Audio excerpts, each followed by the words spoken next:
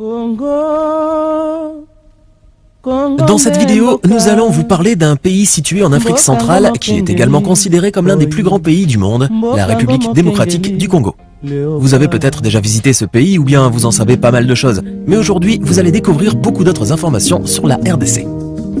Mais avant de commencer, n'oubliez pas de cliquer ici pour vous abonner si vous aimez cette vidéo et d'activer toutes les notifications pour ne rater aucune de nos prochaines vidéos.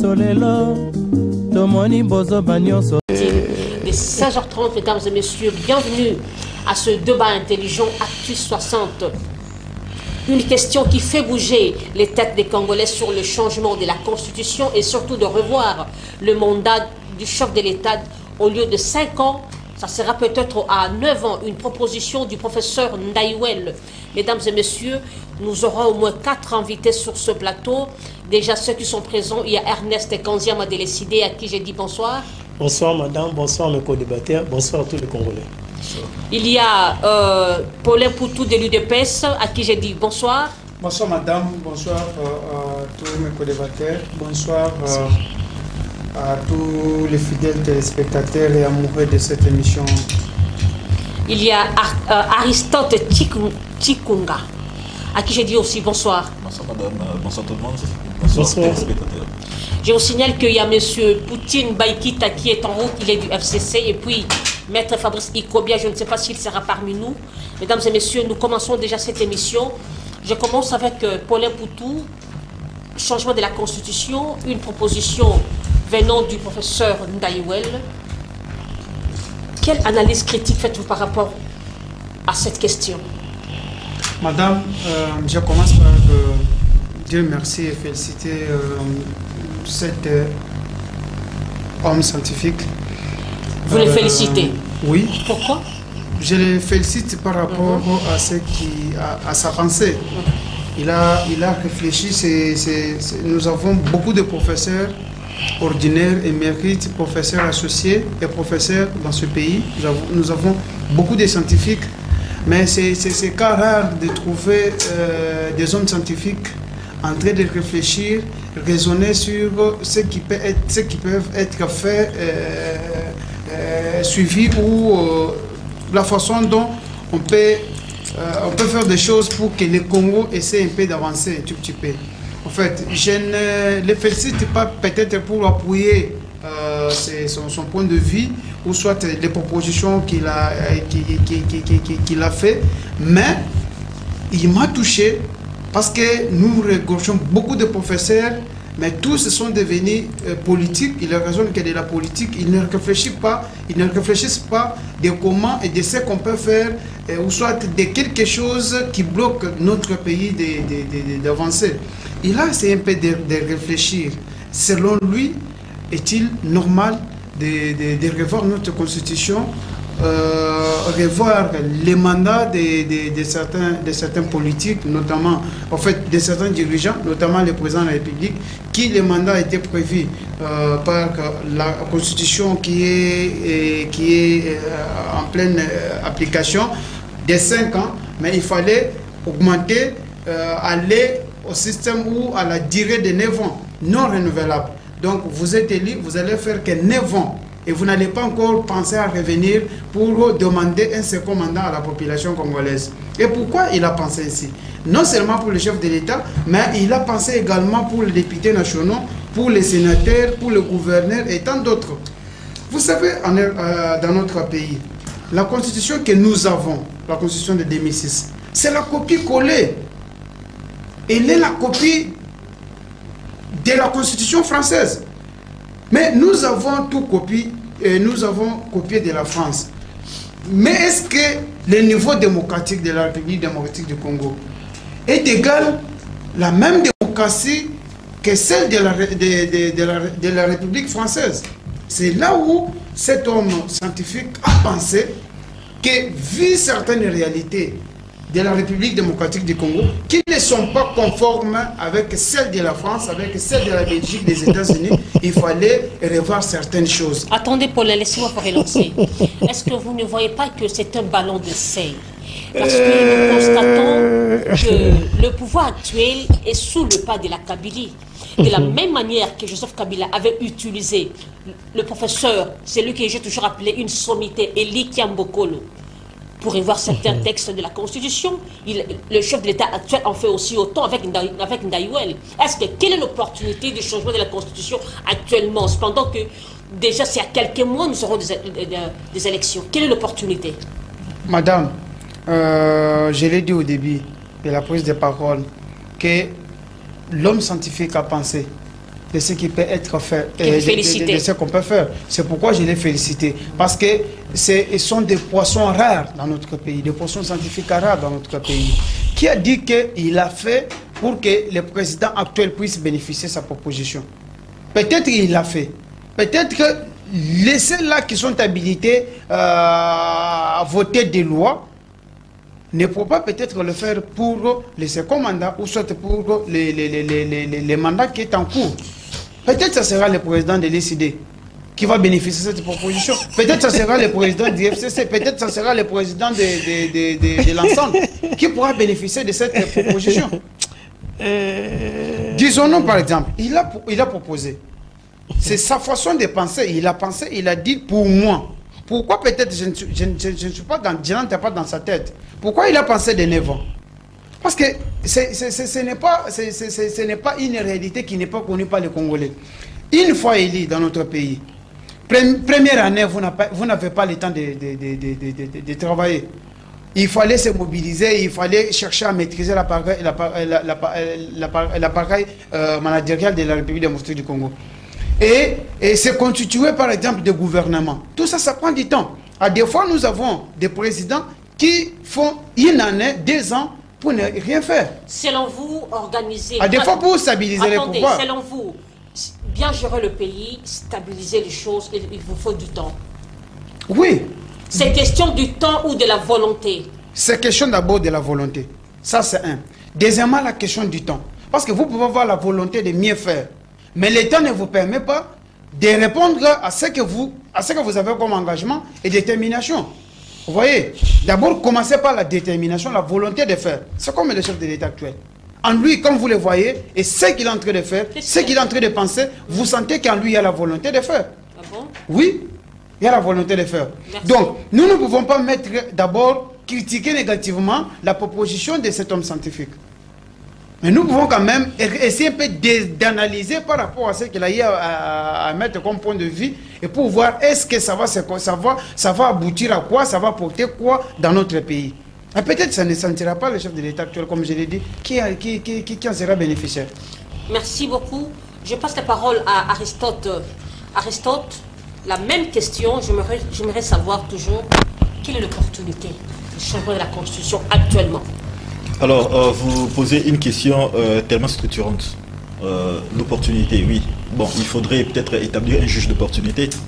Et je pense que la Constitution, c'est une question qui relève de la souveraineté populaire, c'est-à-dire ça passe par le mécanisme des référendums. S'il faut changer selon la mouture qui a été proposée par le professeur Ndaïwel. Et j'en viens rapidement pour vous donner l'esquisse de quelques éléments de sa monture. Nous avons la mise en place du régime de type fédéral, nous avons la structuration des capitales, nous avons les manipulations par rapport à l'exécutif national, nous avons des présidents de la République qui seraient épaulés par un vice-président. Bon, il n'y a pas de place pour le Premier ministre. Et c'est vraiment l'appareil exécutif a été manipulé de fond en comble. Sur le plan judiciaire, je vois que l'appareil de la justice n'a pas été touché. Alors, la vie politique, nous avons un problème de stabilité institutionnelle qui a servi, bien entendu, le président de cette association-là, parce que j'ai appris, il est parti d'une association, il n'y a pas de politique derrière, on suppose. En tout cas, pas en tout cas à notre niveau du parti du parti social pour l'intégrité et la justice. Alors, d'abord, il faut commencer par cadrer la question. La question va se cadrer d'abord dans un débat de droit. Peut-être s'il faut l'étendre en politique, il faut voir certaines implications sociales. C'est bien beau. Mais nous tous, nous devions nous asseoir sur les droits parce que les droits, c'est quand même cette raison sociale-là qui nous permet de faire des concessions de nos droits et obligations. Ainsi, ces derniers devraient interagir pour créer l'harmonie sociale. Donc nous devons tous nous conformer par ces mécanismes-là. Alors notre ordonnancement juridique au sommet, nous avons la loi fondamentale, en l'occurrence la Constitution, qui permet à ce que chacun puisse avoir la libre pensée, la liberté d'opinion, et il peut opiner comme il veut, chacun va émettre ses idées. Dans le cas d'espèce, on a remarqué qu'il y a un professeur qui a réfléchi.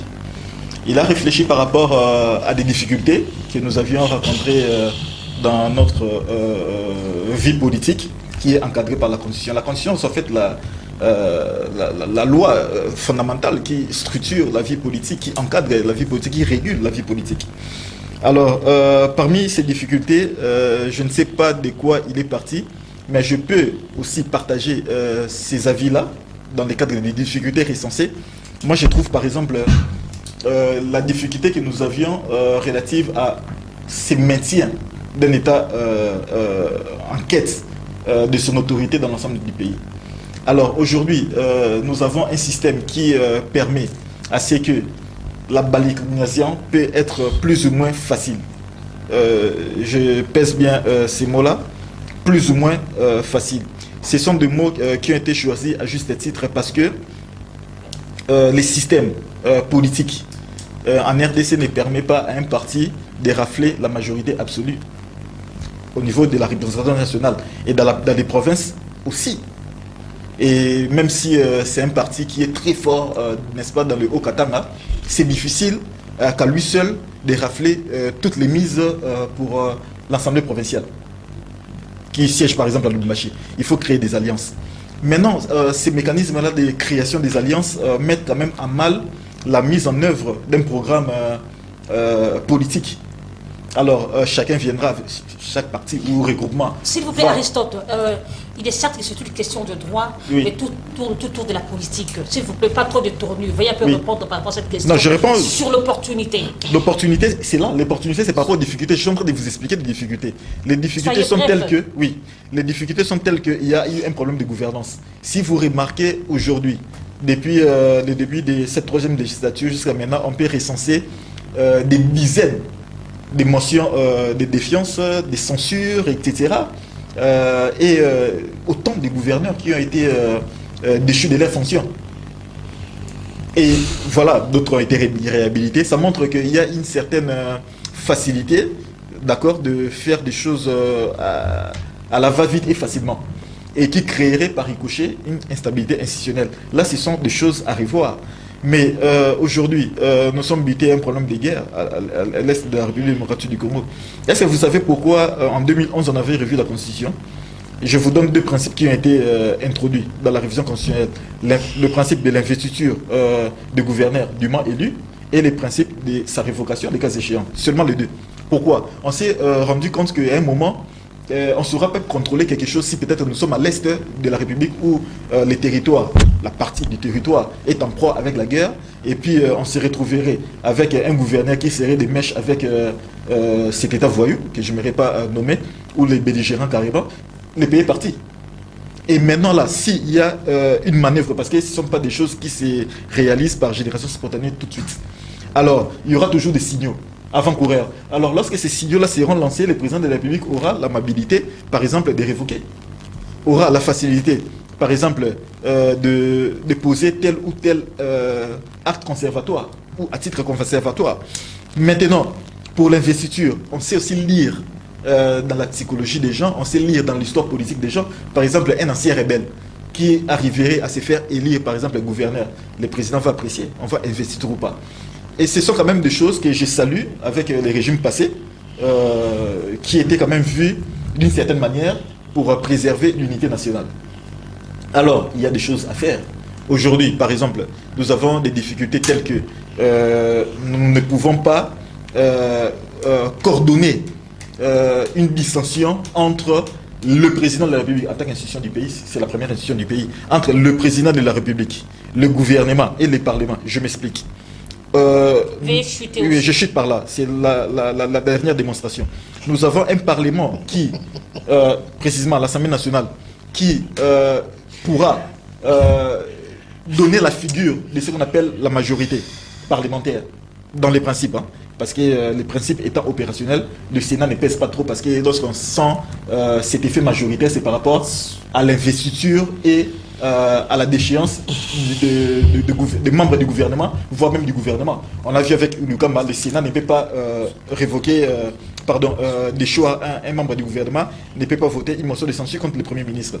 C'est plus à l'Assemblée nationale où des choses se jouent. J'avais expliqué un moment, mes amis, qu'on a fait le débat lorsqu'on a fini les élections générales à la République démocratique du Congo en 2019.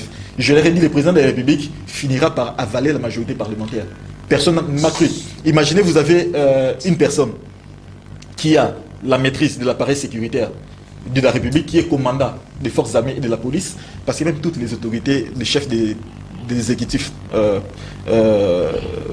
tel qu'il est là, et puis l'autre chef de l'exécutif du gouvernement qui est, je finis par là, qui est le Premier ministre. Et nous avons par ailleurs au niveau du Parlement le président de l'Assemblée nationale, le président du Sénat, qui va boycotter un ordre du président de la République pendant qu'il sait peut-être que, bon voilà, il commande les gens peut-être qu'il abrite. Merci beaucoup. Vous voyez, la difficulté serait de mettre en été un mécanisme qui permettrait de contourner cela par la prépondérance du rôle politique du président de la République. Parce que le président de la République qui préside d'abord le Conseil des ministres, on va donner certaines injonctions par rapport, par exemple, à l'affectation des ressources. Les députés plutôt dit, bon, nous ne sommes pas en odeur de sincérité avec le président de la République. Par exemple, on peut peut-être minorer nos crédits du Parlement. Vous voyez un peu des implications. À un certain moment, les choses vont finir par changer. Et puis voilà. Et puis je donne un dernier exemple. Non, merci. Vous avez pris largement du temps. D'accord, je reviendrai avec les arguments de Je passe la parole à Ernest Kanziama de décider. Ernest, on veut suivre vos co-débatteurs. Mais du coup, je voudrais poser la question par rapport à cette question. N'est-ce pas que ça vaut la peine qu'on change notre constitution? Et surtout revoir aussi le nombre du mandat du chef de l'État. Madame, merci pour la question. Je suis vraiment très découragé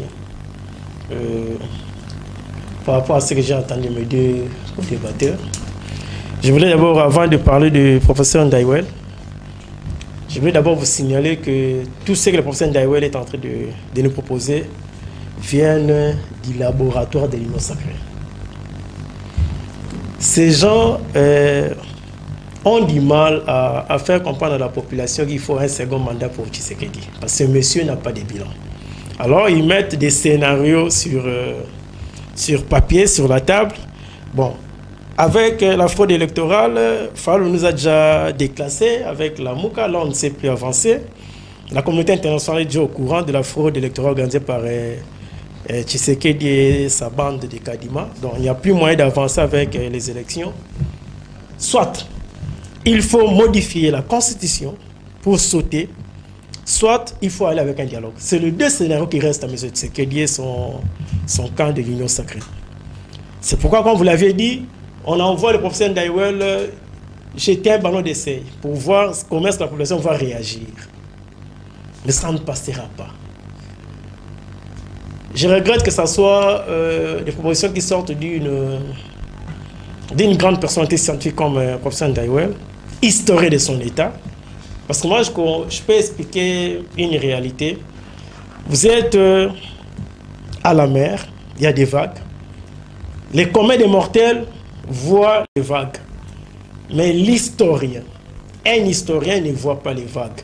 L'historien cherche à comprendre la cause de ces vagues. Alors, le professeur Ndaiwel, historien de son état, comme je le disais, est censé connaître l'histoire de ces pays. Avant la colonisation, pendant la colonisation, après la colonisation. Et il sait pourquoi nous avons la constitution actuelle, qui est le compromis de plusieurs partis en conflit vers les années de 1997, 1998, 1999 jusqu'en 2001. Alors, chercher à modifier la constitution aujourd'hui et surtout à toucher les articles verrouillés, ça c'est provoquer la population. Et je vous dis cela en face. précipiter votre départ avant décembre. Ça, vous devez le comprendre.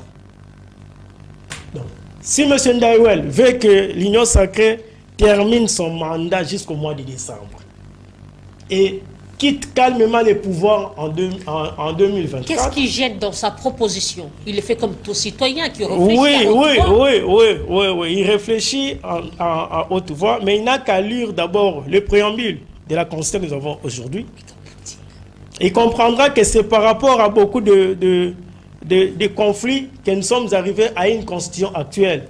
Et il faut comprendre dans l'esprit du législateur pourquoi on avait verrouillé les articles sur la durée et le nombre de mandats du chef de l'État. Pourquoi on a verrouillé cela?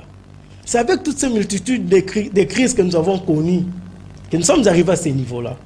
5 ans, c'est déjà beaucoup. Parce qu'il y a d'autres pays qui ont 4 ans comme mandat, comme durée du mandat du chef de l'État. Pourquoi 9 ans? Pourquoi 9 ans? Et il faut aller plus loin. On va modifier même le mode de désignation du chef de l'État. Donc on quitte le premier degré pour le second degré.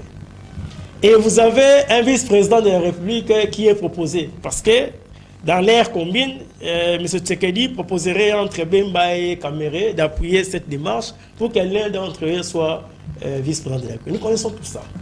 Donc vous pouvez présenter toutes les théories scientifiques ici à la télé, le peuple ne se retrouve pas dans cette démarche-là.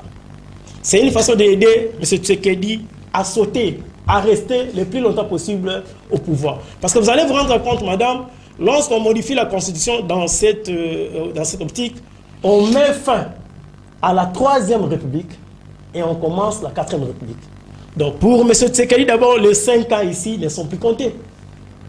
Alors, s'il faut accepter les 9 ans, Tshisekedi ferait 9 ans de ce mandat-là, avec les 5 ans qui viennent de passer. Donc il pourrait rester 14 ans au pouvoir. C'est ce qui est comme idée, comme motivation derrière ce que nous proposons. Mais ça permet quand même à un chef de l'État de mieux exercer son programme, non? De le mettre en exergue. Madame, vous pouvez donner à M. Tshisekedi même un mandat de 25 ans. Il ne fera rien. Comment ça? C'est un amateur au sommet de l'État. Nous vivons l'amateurisme au sommet de l'État. Il parle de plusieurs gouverneurs qui ont été destitués pendant les 4 années. Mais c'est suite à ces désordres que l'Union sacrée nous a amenés, que l'IDPS nous a amenés. C'est la même constitution que le président honoraire Kabila a su maîtriser le pays pendant ces 2 mandats. C'est avec la même constitution. Et pour eux, maintenant, ils cherchent, ils créent des crises, ils créent des désordres, et après, ils viendront pour se justifier. Non, vous voyez, là où il y a eu destitution de plusieurs gouverneurs, le président a avalé la majorité parlementaire, tout ça. Non, ça, c'est des théories qui ne tiennent pas debout. Nous connaissons les mobiles de toutes ces propositions. Créer des désordres. C'est aider, oui, vous avez créé des désordres. Comment ça? Vous avez Fifi Masuka, qui est à la tête du Lulaba, 3 ans durant, gouverneur AI. Ça se passe dans quel pays? Dans quel état de droit? 3 ans durant. Ça dépend de qui c'est. C'est ça les difficultés de la Constitution. Non, laissez-les parler. Allez-y. 3 ans. Gouverneur AI. Mais vous savez, il a le soutien de la famille de M. Tshisekedi. Et on sait que si on va avec les élections, cette dame ne passera pas. Et on la garde comme ça 3 ans durant AI. Qui va décider autrement? C'est ça le problème de la Constitution que nous avons. S'il vous plaît. Les interprétations de la Constitution Ce n'est pas votre temps d'antenne, laissez-le parler. C'est une question très technique. Hein. Parce qu'aujourd'hui, si le chef d'État veut intervenir, il violerait la Constitution. Aristote, laissez-le parler dans son temps d'antenne. Nous avons plus de 400 ethnies. Et nous savons une chose, qu'au-delà du chef de l'État, des sénateurs, même les sénateurs, même les députés provinciaux, les élections chez nous, c'est d'abord une affaire sociologique.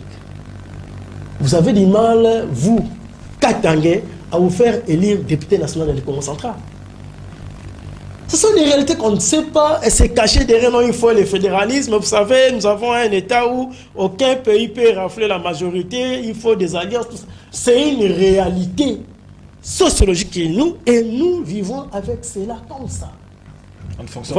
Même si on avait un État fédéral, vous verrez, dans les bas-fleuves, ce sont les Yombe qui seront majoritaires dans ces parlements fédéraux. Vous venez de l'autre côté, ce seront les Ndib ou les Manyama qui seront majoritaires. C'est la réalité. Et nous avons une constitution qui essaie de mettre tout le monde à l'aise. J'insiste. Si vous voulez précipiter le départ de l'IDPS et de l'Union sacrée au sommet de l'État, avancez avec ces histoires. Les peuples vous regardent et vous observent. Nous allons utiliser l'article 64 pour vous mettre hors état de nuire et laisser la nation tranquille. Nous avons une constitution à la limite qui met tout le monde un peu à l'aise. Et c'est votre amateurisme au sommet de l'État qui a amené tous ces désordres. Donc il ne faut pas se cacher derrière toutes ces histoires-là. C'est sorti du laboratoire de l'IDPS, de l'Union sacrée, pour aider Tshisekedi à s'éterniser au pouvoir. Ça ne passera pas. Voilà. Le vrai problème aujourd'hui, c'est de répondre à ce que vous avez promis à la population pendant votre campagne. Vous êtes incapable de faire des bilans avec des statistiques scientifiques. Vous avez des scientifiques. Vous, ce n'est pas un historien comme Daniel. Bon. En tout cas, vous les sous-estimez? Non, je ne les sous-estime pas. Alors. Mais aujourd'hui, l'élite congolaise, vous savez, n'a plus de considération devant les peuples. Merci. Parce que le peuple a du mal même à différencier celui qui a été sur le banc de l'école et celui qui n'a pas été sur le banc de l'école. Parce que sous d'autres cieux, l'élite congolaise, l'élite scientifique, pardon, intellectuelle, amène des solutions et le peuple en bénéficie. Merci. Chez nous, c'est le contraire. On travaille pour des individus et pour faire souffrir sa population. Merci beaucoup. Paul Ekuku va y répondre. Madame, je vais aller plus vite pour ramasser certains mensonges soulevés par M. Ernest de l'ECD. Il dit que toutes les propositions faites par le professeur Daïwel viennent des laboratoires de l'IDPS et de l'Union sacrée. Oui. C'est faux, archi faux. C'est faux, archi faux. Vous savez, madame, comme je l'ai dit, ces pays, s'il faut donner les statistiques des scientifiques, de 1960 jusqu'à 1886, le Congo n'avait pas un taux élevé des hommes scientifiques. De 1960 jusqu'à 1985, on a eu à connaître un bon nombre des hommes de lettres dans ce pays.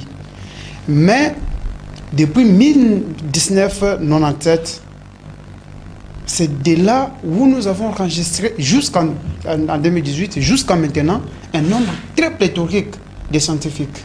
Mais vous ne voyez pas que la plupart de ces scientifiques... J'arrive, madame. J'arrive, madame. Leur intelligence en mal. J'arrive, madame. Nous sommes un pays qui a beaucoup de professeurs qui ne réfléchissent pas, qui ne raisonnent pas de la science et qui ne pensent pas de la science. Parce qu'ailleurs, aux États-Unis, en France, s'il y a une question qui fâche, s'il faut relancer les pays, on pose la question aux scientifiques. La question peut être traitée à l'université de Lubumbashi, peut être traitée pour le cas de la République démocratique du Congo, à l'université de Kinshasa, à l'université de Kananga, à l'université de Mbujima, à l'université de Goma.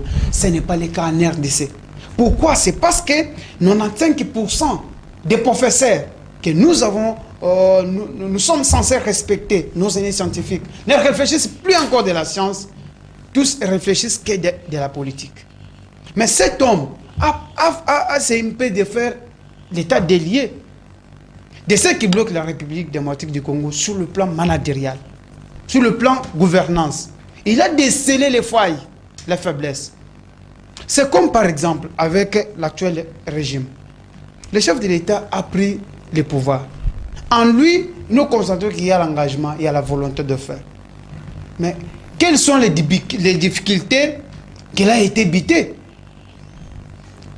Et c'est ce qui a poussé à cet homme scientifique de penser, de voir peut-être qu'avec les nouveaux présidents qui viendront en 2024, pour ne pas encore tomber dans les mêmes difficultés, voilà mes propositions pour peut-être répondre à ce genre de difficultés. C'est ça. C'est comme je l'ai dit. Peut-être que ce ne sera pas Tshisekedi, président Tshisekedi actuel, qui sera bénéficiaire de ces propositions, de cet homme scientifique. Peut-être que ce sera le président de la Pourquoi à quelques mois des élections? Madame, il a proposé. Mais il y a les acteurs qui doivent agir à la dernière position. C'est le peuple congolais.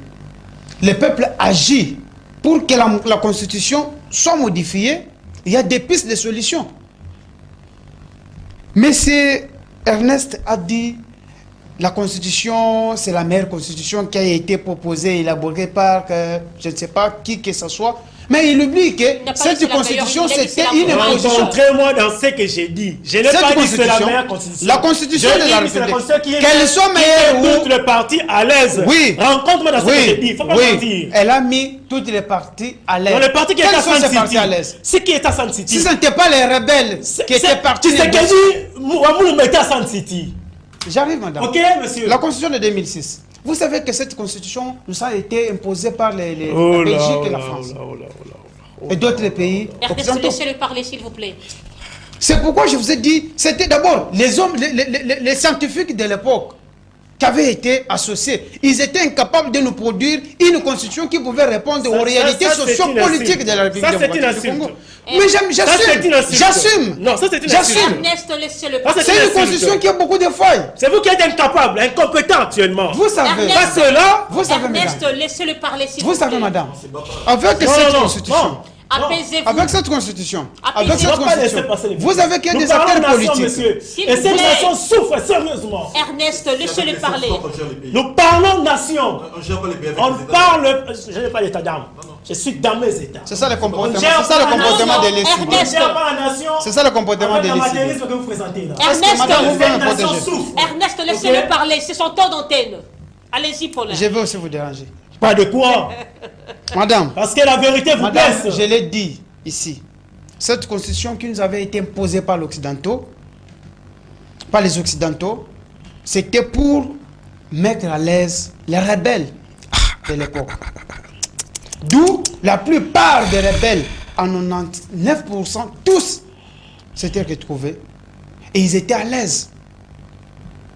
Cette constitution a beaucoup de failles qu'il fallait revoir. Parce que c'est une constitution qui ne répond pas aux réalités sociopolitiques de la République démocratique du Congo.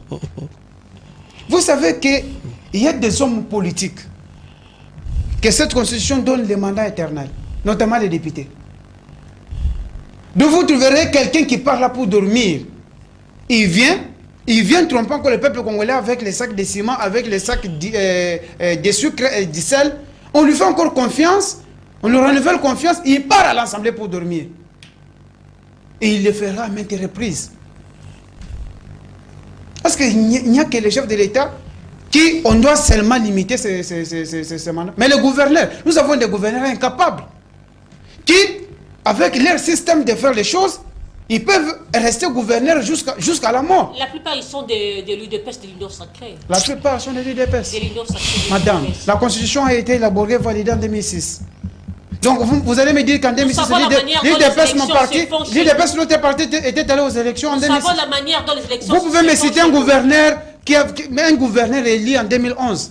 Parce que c'était notre première ou notre parti avait pris part. Vous pouvez me citer 7 gouverneurs de l'UDPS.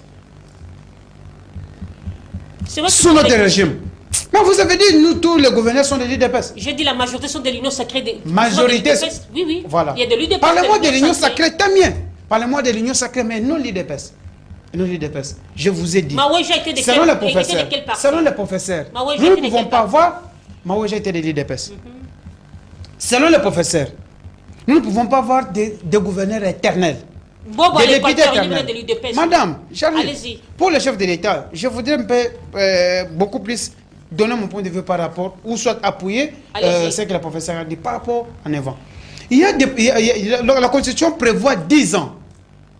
Donc, un bon chef de l'État doit peut-être préparer son planning pour 10 ans.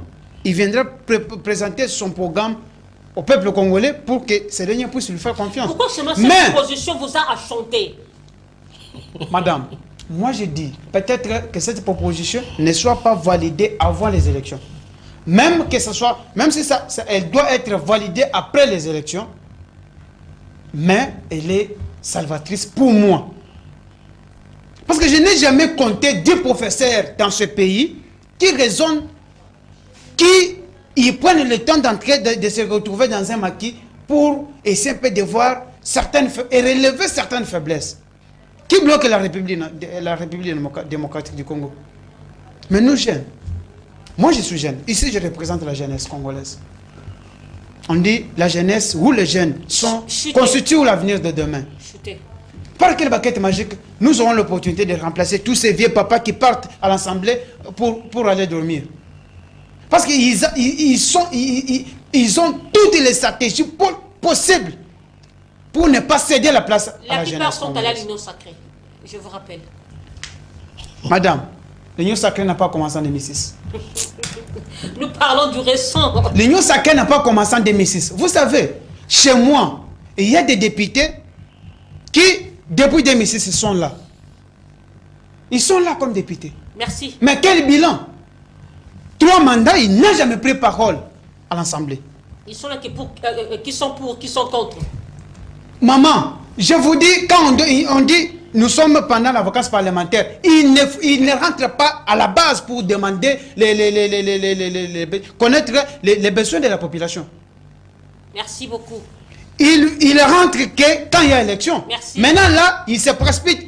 Les autres louent même des avions pour aller se faire voir auprès de la base avec des petits sacs de sel. Voilà, moi je suis papa social, je suis maman sociale. Merci beaucoup. Aristote Chikunga, réagissez. Bon, j'ai suivi justement les deux co-débatteurs. J'ai suivi mon ami décidé, Lamoka. Et j'ai suivi aussi mon ami Mais apparemment, vous n'avez pas donné une position claire, concrète. Vous soutenez la révision du mandat du chef de l'État ou quoi? C'est ça la difficulté qu'on a à mal poser la question. Moi, je vais rassurer. Votre parti, le parti du professeur Bakandé, je soutiens. En fait, ce n'est pas clair. Soyez un peu clair, s'il vous plaît. Apparemment, vous ne m'avez pas suivi. J'ai structuré les débats autour... Non, pas trop de tournures, s'il vous plaît. Il n'y a pas de tournure. Nous voulons un peu savoir quelle est la position du parti du professeur Bakandé face à cette question. Est-ce que vous soutenez qu'on puisse revoir le mandat du chef de l'État prévu de 5 ans à 9 ans? Si vous voulez que je vous satisfasse, vous savez, nous sommes dans un cadre constitutionnel assis sur la volonté des belligérants. C'est une constitution de guerre. Je l'ai démontré il n'y a pas longtemps. À un certain moment, on était prudent. En 2011, bon, c'était une prudence malice parce que le président Kabila, à l'époque, pensait à son pouvoir pour consolider, en verrouillant, n'est-ce pas, certaines largesses qu'il y avait avec l'autonomie des provinces. C'est-à-dire, lorsque on élit un gouverneur, par exemple, je l'ai expliqué ici, il faut qu'il soit investi par le président de la République. Et puis, en cas de gaffe, le président de la République peut révoquer tout ça là. Mais c'est quand même minimaliste. Moi, je suis en train de voir les choses de manière globale. Je vous ai expliqué ici, j'avais dit que je devrais revenir pour mettre en été certains détails. Aujourd'hui, le Parlement peut être d'un côté X, et puis le président de la République peut être d'un côté Y. Êtes-vous sûr? Parce que c'est que la constitution qu'on les a prévue. Est-ce que vous êtes sûr qu'un État peut fonctionner comme ça? Fort malheureusement. Mais aujourd'hui, nous pouvons réfléchir de manière panoramique, voir ce qui s'est fait partout au monde. Nous avons plus de tendances. Aujourd'hui, est-ce que nous pouvons, si c'est la résultante intérieure du principe de liberté, hein, de création des partis politiques, on dit pluralisme politique techniquement. On a la liberté de créer des partis politiques. Est-ce que, comme on a la liberté de créer des partis politiques, on doit créer 900, franchement? On doit créer 900 partis politiques. La grande question, c'est ça. Maintenant, qu'est-ce qui va arriver? Chacun aura son courage, chacun sera un petit seigneur chez lui. Il aura son siège au Parlement. Alors, nous aurons un Parlement où aucun parti n'a la majorité parlementaire. Je vais même plus loin. Aucun regroupement politique. Donc, il faudrait créer peut-être une plateforme. Vous savez, le FCC, ça n'a jamais été juridiquement formalisé parce qu'il ne s'était pas constitué comme regroupement politique à l'époque. D'ailleurs, mon co-débatteur avait reconnu l'autre fois. Là, ce sont des problèmes internes au FCC. Je ne connais pas trop de détails. Je ne sais pas. Mais il y avait... Bon, vous êtes quand même ensemble pour quelques fois. On n'est pas ensemble. Je sais. C'est vous qui étiez ensemble avec les FCC. Vous soutenez souvent le président Kabila. Non, ça c'est faux. Non, ça c'est faux. Je dis ce qui s'est passé à son époque. Protégez-moi, madame. Non, il ne faut pas dire de ma sorte. Ça va. Vous avez fait l'avocat du président Kabila l'autre fois. Non. Ça va. Je voulais quand vous allez recadrer avant. Ok. Nous n'allons pas aller, nous n'irons pas aux élections, et puis après on ira aux élections, après il faut, voilà, vous revenez tout le temps, et puis c'est très dangereux de vous confier les responsabilités de ces pays. Heureusement, le peuple est vigilant. Mais apparemment, vous êtes hors sujet aussi. Hein. Non, pas hors sujet, parce qu'il vient m'attaquer en ce qui concerne ce qu'il avait dit à l'époque, et puis j'ai mis les faits en été, et puis il veut se rencontrer. Mais là, c'est pas un problème. Maintenant, la grande question que j'étais en train d'évoquer ici, c'était laquelle? La grande question, c'était pour voir le fonctionnement harmonieux des institutions de la République. Et je viens de démontrer aujourd'hui, lorsque le président est élu sur base d'un projet de société, il doit travailler avec un parlement qui ne serait pas d'accord avec. On va fonctionner comment? Alors que c'est lui qui doit nommer les premiers ministres et qui doit travailler après investiture par ces mêmes parlements-là. Pour être investi, il faut être en harmonie avec le Parlement. Alors, celui qui sera investi doit être préalablement nommé par le président de la République. Vous voyez un peu toute la difficulté. Moi, je réfléchissais un moment, je me dis, les systèmes américains qui centralisent l'administration autour du chef de l'État, où il y a la séparation des pouvoirs, semblerait peut-être une solution. Ou, par exemple, le système américain avec le parlementarisme, on n'a pas peut-être un président, on ne va peut-être pas rentrer... à la monarchie parce qu'il n'en a jamais été, et on a quand même une tête de l'exécutif qui peut prendre le dessus, qui est élu avec une certaine autonomie, et puis il n'y aura pas des petites tendances à voir pour moi clochardiser certaines dispositions de la Constitution. Maintenant là on a bricolé les choses. On a bricolé comment?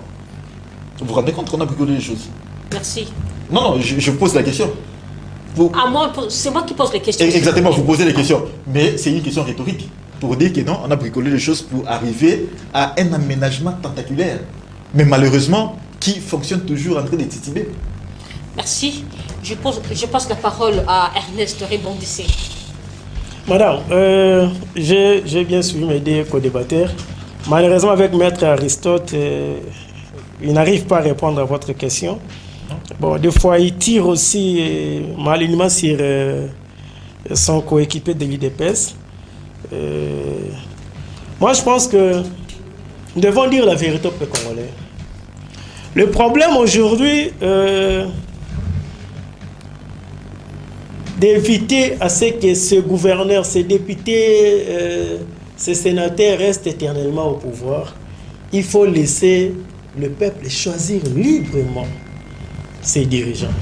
C'est-à-dire, il faut refuser la fraude électorale. Or, vous êtes les tenants. Donc, vous êtes même ceux qui enseignent cette fraude électorale à la population. Vous avez la Cour constitutionnelle entre vos mains. Vous avez la CENI. Vous avez élaboré une loi électorale taillée sur mesure. Et vous venez un jour à la télé dire à la population, non, il y a des gouverneurs qui sont éternellement, il y a des députés qui sont éternellement. Mais refuser la fraude, ce peuple n'est pas dupe. Le peuple connaît qui est qui. Le peuple vous donne un mandat de 5 ans. Vous allez au Parlement, vous allez dormir, vous avez 21 000 $. L'enseignant au village là a 30, 40, 150 $. Je rappelle que même 21 000 $, les députés décidés aussi reçoivent ça. Hein. Oui. Et vous savez pourquoi nous avons dénoncé cela. Le président Martin Fayulu, dès qu'il était au courant de ça, il avait dénoncé. Et c'était la première fois, si, laissez-moi, c'était la première fois, nous avons des députés là-bas, si vous ne connaissez pas. Vous avez des députés? Oui. Et qui ont reconnu qu'il touchait 21 000 $, demandé à Mbosso pourquoi il avait arrêté avec la commission de discipline qui avait invité Kassekwa et Adonomasi. Demandez à Mbosso pourquoi il avait arrêté. Adonomasi qui n'est plus avec vous. Hein? Est-ce que je parle je parle du passé. En vous, il n'y a que la distraction. Je parle du passé. Oui. C'est vous qui êtes en train de distraire le peuple. Parce que vous avez mis les désordres, vous avez préparé la fraude, et après vous venez dire à la population, non, il faut modifier la Constitution pour que ces députés ne restent pas là éternellement. C'est suite à un deal entre Tshisekedi et Kabila que ces députés ont été nommés. Et qui savent qu'ils n'ont pas de compte à rendre au souverain primaire, c'est pourquoi ils dorment au Parlement. Est-ce que vous connaissez l'effectif des députés de l'IDPS, notre parti? Cher ami. Vous connaissez l'effectif de l'IDPS? Cher ami. Il y a eu... Si réellement nous on avait pris part, on voulait nommer ces députés. C'est ce monsieur qui pose des questions. il y avait eu un deal entre Kabila et Tshisekedi, vous ne pouvez pas refuser cela. Un compromis à l'Africain. Je sais que ça dérange, mais c'est ça la réalité. Selon vous. C'est ça la réalité. Selon vous. Kabila vous a cédé la présidence, il a gardé la majorité au Parlement. C'était ça le deal. Et ça, vous le connaissez. Il n'y a même pas question de revenir sur ça. Donc, lorsqu'on laisse le peuple faire son choix, la CENI fait très bien son travail. Il n'y a pas d'interférence, il n'y a pas de frais électoral. Vous ne verrez pas ce peuple faire revenir au Parlement des députés qui nous ont trahis, qui n'ont rien fait. Donc la Constitution n'a rien à voir sur ça. Nous savons que cette Constitution est le fruit, je l'ai bien dit, des parties prenantes au dialogue de Sound City. Mais nous devons d'abord travailler sur ça, mûrir un peu cette démocratie qui n'est encore à l'état embryonnaire, au lieu de chercher encore à se créer des problèmes pour rien. Et quand vous êtes devant un peuple qui vous demande des bilans, vous allez maintenant chercher à créer des crises. Ça, c'est une crise qui cherche à créer. OK? Mais ça ne passera pas. Moi, je rappelle encore, si vous voulez finir le mandat calmement, c'est ça avec ces histoires. Vous avez, à l'époque, ces problèmes de révision constitutionnelle étaient traités dans un laboratoire avec le professeur Mbata, M. Kazadi, Peter, qui est à l'intérieur aujourd'hui, avec Kabound.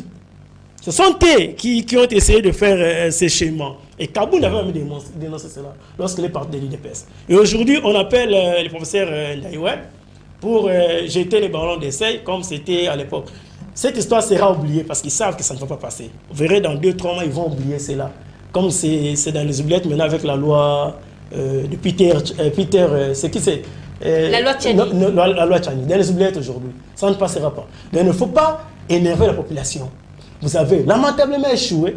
Nous attendons des élections crédibles, transparentes, inclusives, pour donner à ce peuple le moyen de se choisir ses dirigeants et laisser le pays avancer. Donc lorsque vous laissez la CENI faire très bien son travail, on ne va pas parler des députés qui vont s'éterniser au pouvoir. Ça, c'est un faux problème. C'est un faux fouillant. Voilà. Madame, aujourd'hui, vous avez un vrai problème. Mon ami me demande si vous avez le nombre de députés, IDP, tout ça. Mais nous avons des vraies questions que la population pose à ces pouvoirs. Et tels qu'ils sont là, ils sont incapables de nous répondre. Aujourd'hui, vous avez un vrai problème de l'insécurité à l'Est. Sur 2 345 000 km², pouvez-vous nous dire aujourd'hui, les M23 contrôlent combien de kilomètres carrés? Qui administre toutes ces localités? Qui sont les populations qui sont là-bas? Ça, ce n'est pas un problème pour ces pouvoirs en place. Ils viennent avec la révision constitutionnelle. Ils ont déjà oublié Massissi, ils ont oublié Rutshuru, ils ont oublié Bunagana. Ça sont des vrais problèmes que la population attend des solutions de la part de ces gouvernants médiocres et incompétents qui sont en face de nous. Pour le reste, il y a les basiques de la population qui n'ont pas rencontré vos préoccupations, qui n'ont pas rencontré des solutions, des vraies solutions au pouvoir que vous détenez aujourd'hui. Alors, cherchez à énerver la population avec la révision de la Constitution. Nous allons vous aider à partir avant décembre. Retenez cela. Et voilà. Tendons vers la fin de l'émission. Je passe la parole à Aristote, s'il vous plaît.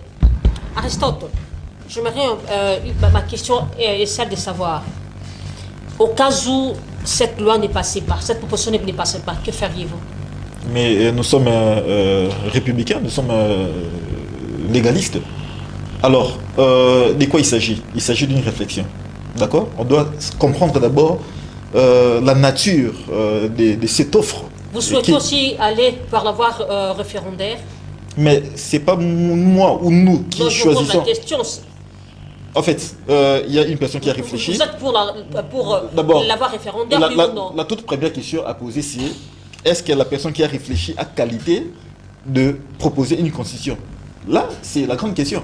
Alors, on va se rendre compte que non, bon, voilà. Je persiste à dire que vous n'êtes pas clair dans vos réponses, s'il vous plaît. Non, mais ce n'est pas question d'être clair, je vais faire la part des choses. Vous êtes contre cette proposition, comme si vous êtes oui. Non, mais moi, je suis quand même, parce que vous ne m'avez pas suivi le débat. Vos réponses, vous cachez... Il faudrait me suivre dans mon intention et dans mes termes. J'ai été clair que nous avons une constitution qui ne nous permet pas de fonctionner correctement. D'accord?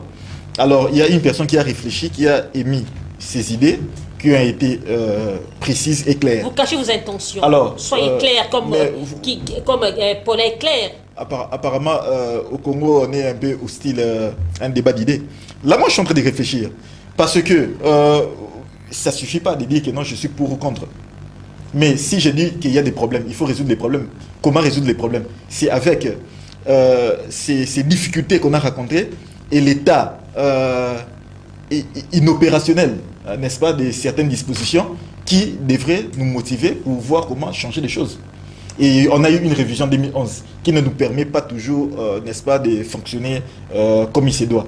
Et si peut-être on allait à un changement pour revoir les structures, moi je pense que ça sera idoine pourvu que nous puissions tirer des leçons des difficultés que nous avons aujourd'hui pour que demain que nous ayons une constitution qui nous permette de fonctionner comme des États normaux. Paulin, est-ce que au cas où cette proposition n'est passée pas, ça sera une déception pour vous? Non, même pas. C'est une pensée scientifique, comme je l'ai dit. Moi, je soutiens cette pensée parce qu'elle est d'abord scientifique.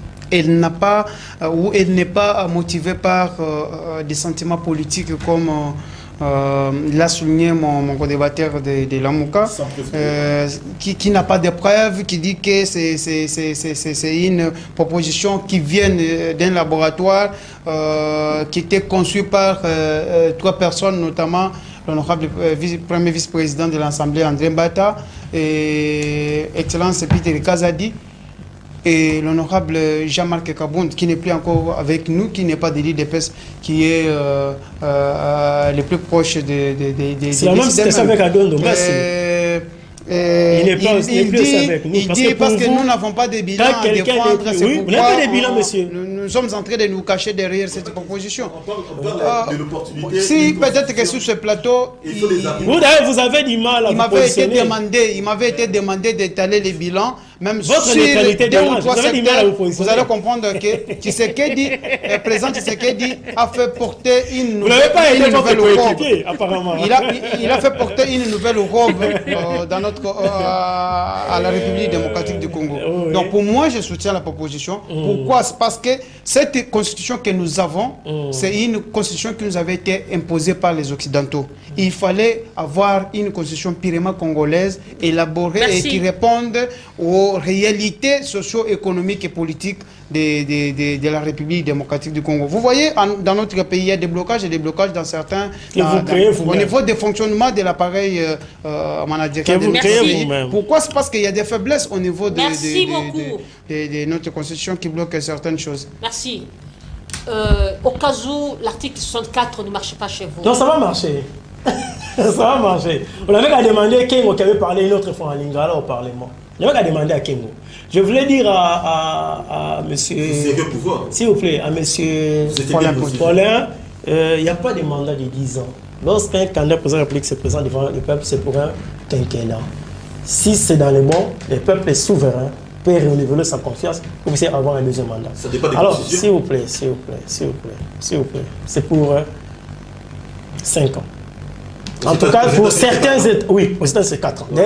Pour 5 ans, c'est beaucoup. Non, je connais. Je vous ai dit que... Ne comparez pas les réalités de ces gens avec celles de la RDC. Oui. Vous ne voulez pas comparer. Oui. Mais quand vous parlez d'un État fédéral, le président avec un vice-président, tout ça autour du chef de l'État, c'est l'administration américaine. Il a pensé. Et là, vous prenez la réalité américaine. S'il vous plaît. Vous savez... Quand vous avez... S'il vous plaît. Vous savez moi c'est quoi? S'il vous plaît. Parce que sur cette thématique, vous raisonnez politique. Madame, vous me protégez face à... Il n'y a pas de soubassement scientifique que vous élevez dans ce que vous êtes en train de dire. Le soubassement, chez moi, je veux garder cette constitution, le temps de mûrir la démocratie. Il n'y en a pas. Et puis... Aucun soubassement scientifique. Paulin, s'il vous plaît, sinon vous n'aurez pas le mot de la fin. Quand vous dites que vous allez modifier la constitution pour 9 ans, c'est quoi les soubassement scientifique que vous donnez? Moi, je ne modifie pas la Constitution. Moi, je soutiens l'idée ou la pensée de... Mais c'est dans cette idée-là que vous devez me donner les soubassement scientifiques. Est-ce que c'est seulement pour le président de la République? Paulin, s'il vous plaît. Monsieur Paulin, vous avez un incompétent sommet de l'État qui fait souffrir le peuple pendant 5 ans. Okay. Non, soyez... Hein? Okay. Non, je ne parle pas de Chilombo. Je dis... Admettons, vous avez un incompétent, je dis, je ne parle pas...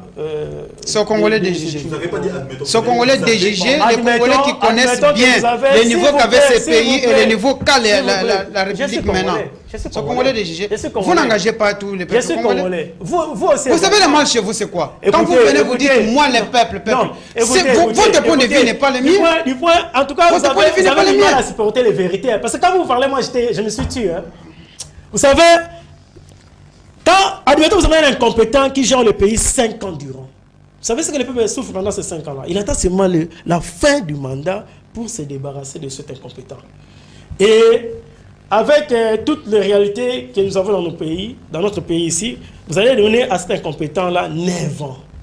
Papa, vous êtes sans pitié, vous autres. Vous êtes sans pitié. Merci. En tout cas, nous,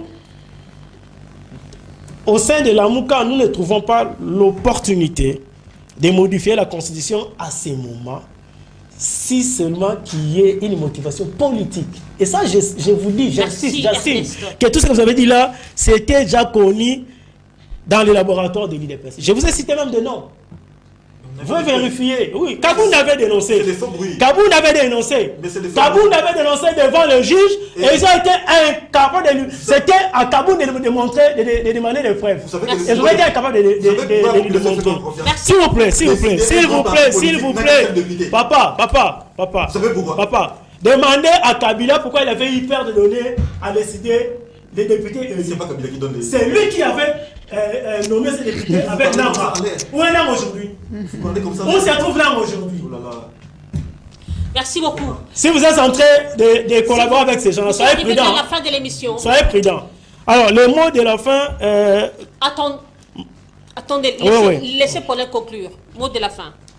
Madame, un pays qui n'a pas des hommes qui réfléchissent, c'est un pays qui n'existe pas.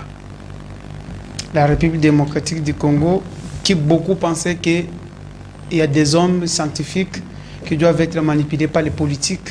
Ils ne peuvent pas réfléchir, mais il y a, même si sur 100, il ne pouvait pas manquer une personne qui pouvait se trouver quelque part, se trouver enfermé dans sa bibliothèque pour réfléchir comment relever les défis dans notre pays. C'est cet homme que j'encourage qu'il continue à ses démarches, que les autres les suivent. Merci. Pas sur le plan politique, mais par rapport à ce qu'il a émis comme proposition, je soutiens ces propositions. Pourquoi? C'est parce que notre constitution, que je n'ai jamais aimée, que je n'ai jamais appuyée, depuis son élaboration, sa publication jusqu'à maintenant, si le Congo n'avance pas, il y a un blocage au niveau de la loi, de sa loi mère, qui est la Constitution, qui nous avait été imposée pour favoriser certains rebelles. Parce qu'à l'époque, au moment où la Constitution a été élaborée, il y avait des couches et des couches de rebelles, mais les uns et les autres se bousculaient avec leurs mentors, comment ils pouvaient intégrer la gestion. C'est comme ça que l'Occident nous avait imposé cette Constitution avec les scientifiques à l'époque qui avaient, je ne sais pas comment, été manipulés. Et c'est une Constitution qui mérite d'être, parce qu'elle n'est pas la Bible. Merci beaucoup. Merci, madame. En tout cas, je ne peux pas accepter qu'on puisse jeter l'opprobre sur tous les participants au dialogue de Sun City de cette manière-là, pour dire qu'ils ne réfléchissaient pas, les avaient imposé des choses. En tout cas, je ne souhaiterais pas cela. Tous les participants n'avaient pas pris part à l'élaboration de la Constitution. S'il vous plaît. Il serait mieux de retourner aux études. Je lis l'histoire. Veuillez conclure, s'il vous plaît. Parce que lorsqu'on refuse quelque chose, on ne signe pas. Vous savez, l'Afrique se relève petit à petit, se révolte. Veuillez conclure. Paulin, laissez-les conclure. Nous sommes arrivés à la fin de l'émission. Au travers les jeunes que nous sommes. Paulin! Vous pensez que c'est moi, Paulin, je me croise avec... Parmi les élaborants, les gens qui avaient élaboré cette constitution, moi... Paulin, vous dérangez, nous sommes arrivés à la fin. Je suis d'accord que la jeunesse se mette debout pour aider l'Afrique, mais pas les jeunes qui se mettent sous les arbres. Et le mot de la fin, c'est de demander, nous continuons à réclamer une justice pour Chéribé Okende. Ce n'est pas une histoire oubliée. Et nous savons aussi que c'était une histoire qui collait aux tierces personnes. Et ce serait déjà vite fait. Alors, nous pensons que l'assassinat de l'honorable Chéribé Okende soit un crime d'État, un crime politique. Alors, si cela n'est pas le cas, qu'on nous donne une bonne justice pour cet acte-là et que les commanditaires et les exécutants soient punis. Voilà. Merci. Aristote, veuillez conclure. Merci beaucoup. Moi, j'aimerais rester toujours aussi dans mes convictions que dans mon pan scientifique... de la neutralité. Pas de la neutralité, de l'objectivité et de la vérité intrinsèque de la population qui est convaincue comme moi, comme vous aussi, comme tous les collaborateurs, que les choses ne fonctionnent pas correctement. Alors nous sommes partis suite à du débat. Oui. Nous sommes partis du débat autour de la proposition du professeur Ndaïwel qui a repris 3 points principaux. J'ai senti la difficulté chez nos amis d'en face, qui sont représentés par M. Ernest. Mais apparemment, Ernest a carrément porté la parole de l'incompétence des propositions, des produits et des recettes alternatives. Alors le professeur est parti de la réflexion selon laquelle il y a des difficultés, comme j'ai dit. Il a relevé 3 points. La structure de l'État, la forme du gouvernement et puis l'autorité de gestion harmonieuse. Pour la forme de l'État, il a pensé ce qu'il a pensé. C'est une opinion. Vous êtes venu expliquer ce que le professeur Ndaïwel a proposé. Vous expliquez je suis déjà passé. Je suis déjà passé. Et à ce point-là, parce que quand vous parlez de l'incompétence, vous avez eu du mal à vous positionner. Nous avions dit que effectivement qu'il y avait des problèmes par rapport à la forme de l'État. Non, non. Par rapport à la forme de l'État, ils ont parlé avec tous les points. Moi, j'ai fini avec ces derniers points-là. La forme de l'État, nous devions quand même revoir parce que l'insécurité qui règne dans le pays est d'une certaine manière conditionnée par rapport à des difficultés que nous avons. Merci. Et puis le deuxième point par rapport à la forme de gouvernement, ça c'est très difficile. Le Premier ministre qui doit venir de l'Assemblée nationale, et l'Assemblée nationale peut ou ne pas être en harmonie avec le président de la République, qui est une difficulté. On doit créer un système harmonieux aussi par rapport à la forme du gouvernement. Et l'autorité d'État doit être démise pour créer des conditions de fonctionnement rationnel entre d'abord l'État central, les provinces et les entités territoriales décentralisées. Merci beaucoup. Dans la logique d'un État unitaire très fort et prospère. De participer à notre émission. Paulin Poutou, merci. Merci madame. Ernest, merci beaucoup. Je vous remercie. C'est la Constitution qui a créé l'insécurité à l'Est. Mesdames et messieurs, c'est la fin de cette émission. Merci de votre attention exigeante. Je dis merci à la Fondation Loubaki, merci à Papa Henri depuis la Remabanga à l'Ozone. Vous êtes en train de nous suivre. Merci infiniment. Merci à toi, James Nzemboa, de mon cœur. Que Dieu vous bénisse. Merci à Light Moutonge. Merci à Machita, le bel homme. Merci à mon fils chéri, Enoch Mbala. Que Dieu bénisse la République démocratique du Congo. Que Dieu protège nos FARDC et que Dieu garde son peuple. Au revoir.